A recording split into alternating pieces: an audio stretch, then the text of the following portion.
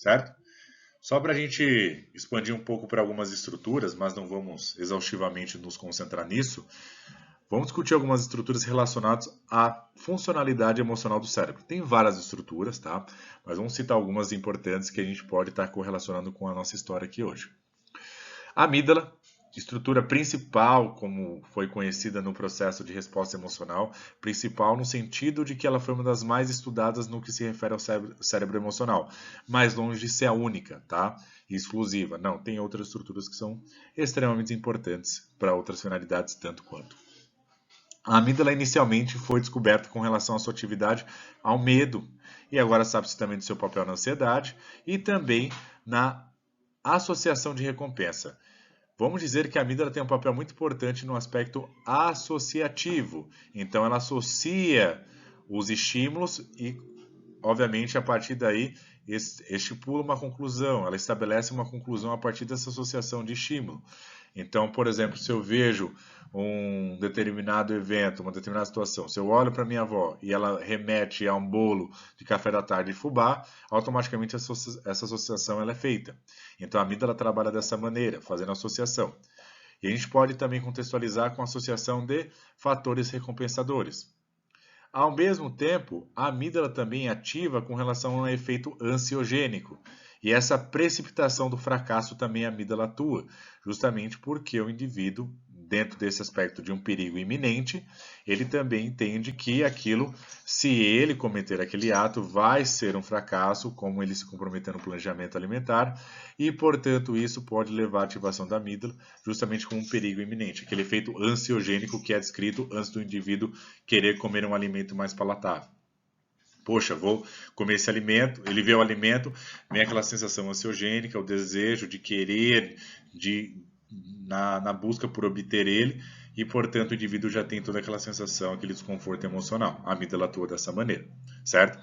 O estriado ventral, como eu discuti com vocês na outra aula, trabalha com sinalização e identificação de recompensa no ambiente, assim também como ele atua na sensação de desprazer.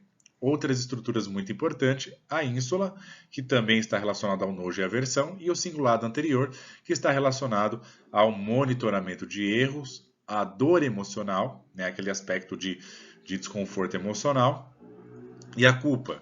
O cingulado anterior tem um papel muito importante nisso. Então, caso o indivíduo ele vai realizar uma ação no qual, subsequentemente, aquela ação é considerada como algo não adequado, então ele que faz o papel de identificar aquilo como não adequado e, portanto, a sensação de culpa, a sensação de vergonha e erro por ter cometido determinado comportamento. O órbito frontal, que é uma região um pouco abaixo do pré-frontal dorso lateral, ele trabalha com a valoração daquele determinado objeto, aquele determinado estímulo. Eu e outro indivíduo pode estar olhando para o mesmo alimento, meu córtex orbitofrontal pode ativar mais que o dele, isso significa que eu tenho maior apreço por aquele alimento, maior apreciação por aquele alimento, do que o indivíduo que está do meu lado. Isso que o córtex orbitofrontal faz. Não só sinaliza também recompensa no ambiente, mas também faz essa valoração daquele elemento em questão, certo? Então ele é muito importante nesse aspecto dessas respostas emocionais com base na recompensa. E por fim, o dorso lateral. Ele atua como o aspecto de controle inibitório. É aqui que contém as funções executivas, controle inibitório, controle atencional, a avaliação sistemática daquela situação. Então ele tem uma avaliação mais minuciosa e sistematização maior sobre aquele evento na tomada de decisão. Então ele trabalha nessa avaliação mais deliberada do processo.